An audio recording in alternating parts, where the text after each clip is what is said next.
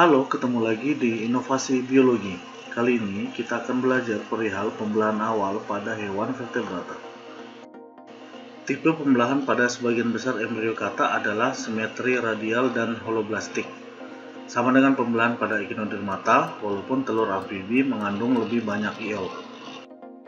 Iol pada amfibi terkonsentrasi pada kutub vegetal dan merupakan penghalang terjadinya pembelahan. Dengan demikian, pembelahan pertama terjadi pada kutub animal dan perlahan meluas ke daerah vegetal. Pembelahan pertama pada katak adalah pembelahan meridional dan biasanya membelah sel menjadi dua bagian daerah kelabu di sepanjang sisi bidang simetrisnya. Pembelahan ketiga membelah secara meridional dan mengikuti pola umum serta tegak lurus pada bidang pembelahan pertama. Pembelahan ketiga, karena yolk yang terdapat pada kutub vegetal, alur pembelahan pada telur ini bergeser ke kutub animal. Hal ini menyebabkan embrio katak menjadi 14 tomer kecil atau mikromer pada kutub animal dan 14 tomer besar atau makromer pada kutub vegetal. Pembelahan holoblastik yang tidak sama ini membentuk dua wilayah embrionik utama, yaitu wilayah yang membelah cepat pada kutub animal dan wilayah yang membelah lambat pada kutub vegetal. Embrio amfibi pada tahap morula biasanya mengandung 16-64 sel. Pada tahapan 128 sel, blastosel menjadi jelas dan embrio dianggap berada pada tahapan blastula. Pembelahan berlangsung cepat sekali dan membelah protoplasma menjadi sel yang lebih kecil karena tidak terjadi pertumbuhan selama pembelahan.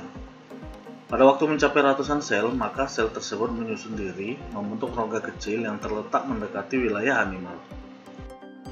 Sejak masa Aristoteles, ayam telah menjadi organisme favorit untuk studi embriologis.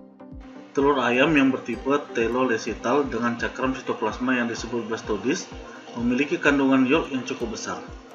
Pembelahan awal hanya terjadi di blastodis yang berdiameter sekitar 2-3 mm dan terletak di kutub animal telur.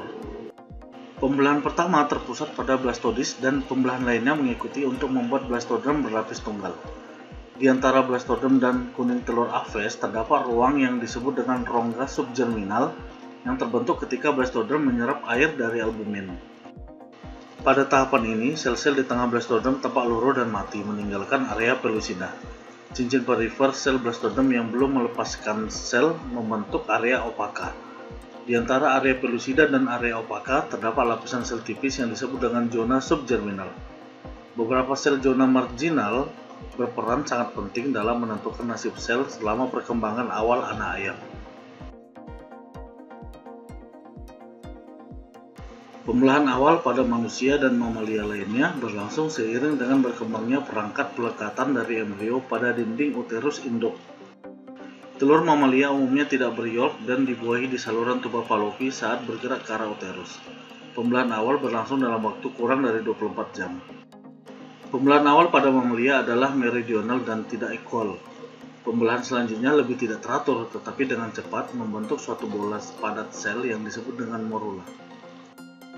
Cairan kemudian berkumpul di antara sel dan akhirnya embrio terdiri dari suatu gelembung yang dinamakan dengan blastokista dengan massa kecil sel-sel yang disebut dengan inner cell mass. Lapisan luar gelembung disebut dengan tropoblast. Tropoblast melekat pada dinding uterus dan selnya memperbanyak diri pada tahap awal implantasi. Setelah 9 hari, seluruh blastokista tertanam dalam dinding uterus. Sel-sel sisa inner cell mass akan memipih membentuk suatu keping yang akan berkembang menjadi keping embrio.